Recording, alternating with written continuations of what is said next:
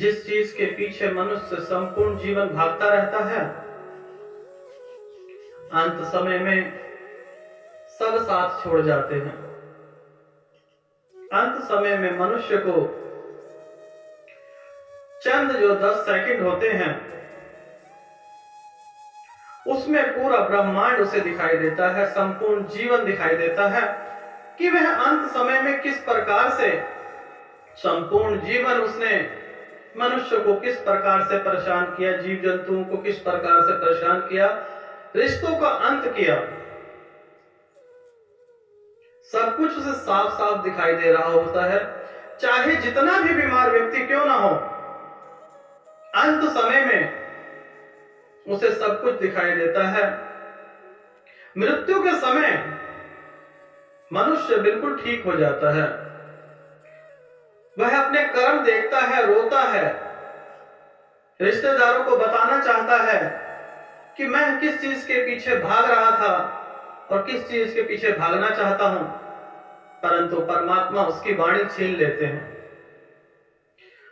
तड़पता है कि मेरे बच्चे, मेरे रिश्तेदार, समझ लो कि मैंने संपूर्ण जीवन क्या कमाया, लेकिन परमात्मा उसकी वाणी छीन लेते हैं कि वह स्वयं का ध्यान और मेडिटेशन करे तो ही जान पाएगा।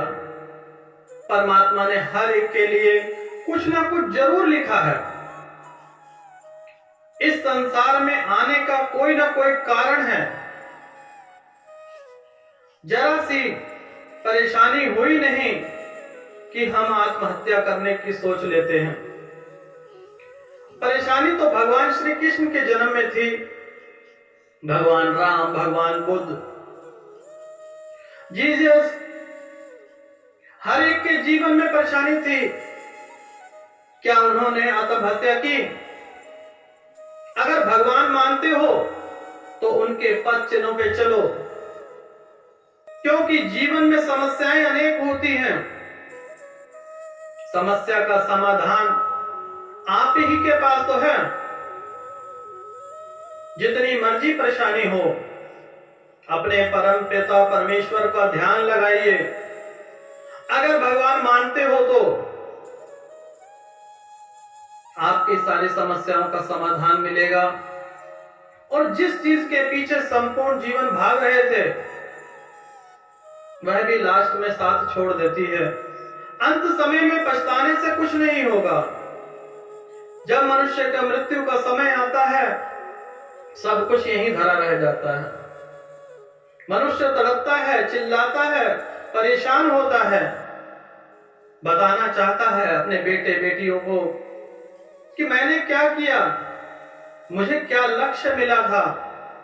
जब बच्चा पैदा होता है तो उसके साथ परमात्मा रहते हैं, परंतु जैसे ही जन्म होता है बच्चे का, वैसे ही वह इस संसार में आते ही भूल जाता है।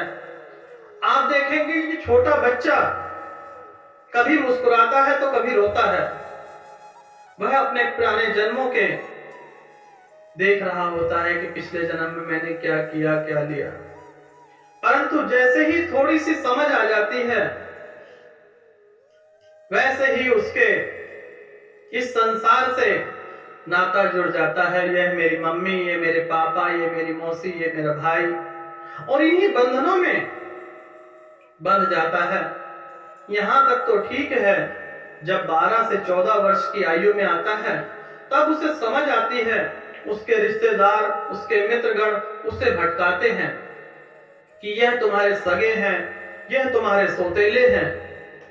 जो बीज है, दुख का कारण है, वहीं से शुरू हो जाता है।